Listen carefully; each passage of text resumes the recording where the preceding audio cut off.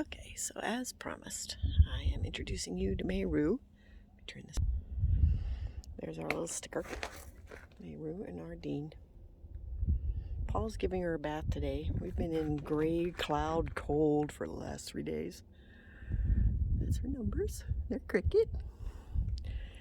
So it's been kind of boring, to be blunt. Boring. He's going stir crazy. So there she is. Say hi, Paul.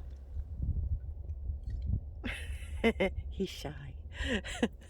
So there she is.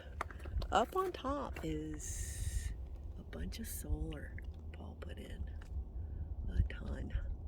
We love it. She's kept us warm the last 3 days. The pipes have not frozen.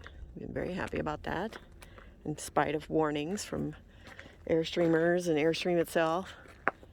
So that's been really good. It's chilly, but it's not like freezing. There, she's getting a bath. She had bugs. She had lots of bugs. That's Ardean. Okay, so Maerue and Ardean were a couple who were the foster mom and dad of my friend Chuck. Chuck, I rented my house in Norman from him, and the reason we named it Maerue and Ardean is because of their generosity wouldn't allow us to do this today, and here's why.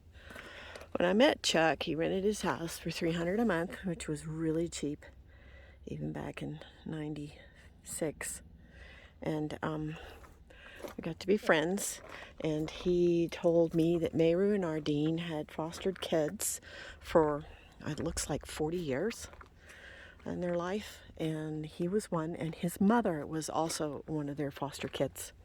He said that Maerue was his guardian angel because, without getting into his mother's story, when she sent him on a plane by himself when he was about 6, they had a little toy plane, and this old man came and got him, and he was scared, and the little plane he got, little toy, got left on the plane, and he was brokenhearted.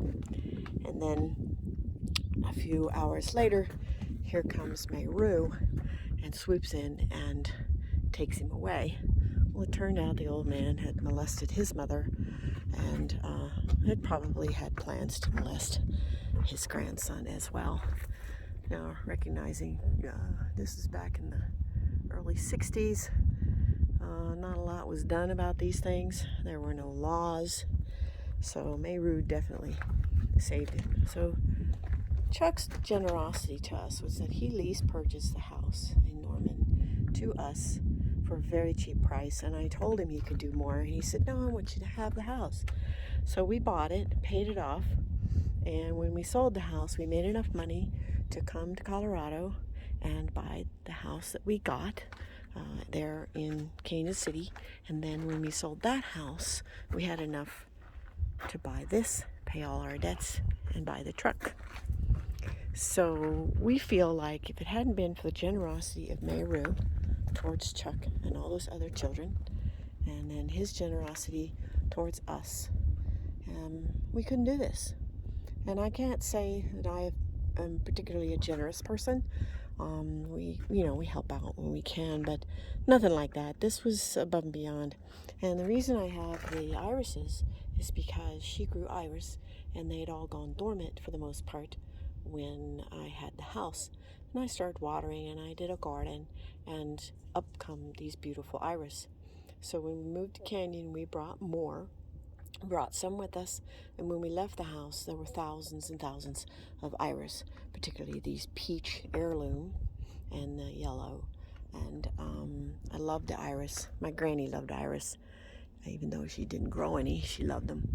And Iris is the goddess of the rainbow, and we always had rainbows over the house. So our first place that we camped with Maerue was Seep Springs, is BLM in near Canyon, and it was hot, and it was dirty and muddy, and we were very much sad about our house because we loved our house, and still having to work, which was another stressor. It's been almost 6 months now since we moved into Maerue, and I've been able to decorate a little. She is easy to clean. She's durable. Keeps us warm. I like her because if I clean, she stays clean, and I don't have to keep finding dirt. Today. She's a little warm. It's I don't know what temperature is outside, but it's very warm in here. It says it's 78 degrees, so I've got it open. But this is our little kitchen. This is peel and stick wallpaper, and this is our little kitchen. It's got a steel sink. And a little fridge. The fridge took some time to get used to. I couldn't figure it out. And then I realized the instructions were backwards. So I finally got her going. And I like a little fridge. She's electric, which is great. Pictures of the girls. And my little pantry. I got little rugs. I love my rugs. So I was able to get rugs. And then there's a little bathroom. And I love Mucha. So I took a calendar and put plastic on them. There's our little bathroom. Little bathroom. Decorated it with just little bits from the house. And so we had twin beds, and we turned it into one single bed. We really like it. And still has lots of storage underneath. See? Lots of storage. And that we wanted to build a dome, and the land prices went up, and we couldn't. So it was kind of a decision to travel, since we'd had the little vintage trailer that was our training trailer. I don't know if I mentioned that before. She's a 27-foot Globetrotter. She had about 160 watts of solar on her, and between the ZAMP, that's right there, and the solar Paul added, we've got close to 780 watts of solar with two huge LiFePO batteries that have never run down. We have a DC to DC charger if we get into a sticky wicket. We even charged the battery to the truck one time because it ran down. He left some lights on, and we were able to charge the battery on the vehicle with the ZAMP there. It had connections. Took us a couple hours. We were so pleased. He didn't even know it would do that. And I said, yep, it'll do it. And so like I said, tomorrow we're moving. We're leaving for Caballo Lake State Park, which is west of White Sands, which a lot of people know about, and Truth or Consequences, which is a hot springs town, and the Aldo Leopold Wilderness, and the Gia National Forest. And so we move tomorrow. We get itchy after about a week and a half. We decide we need to go, but gas prices and stuff, we decide to stick to our plan. 2 weeks. So that's Maerue. That's our little trailer. What else was I going to say? I don't know. We're glad we're doing this. We finally started to adjust. I'm not feeling so anxious about moving.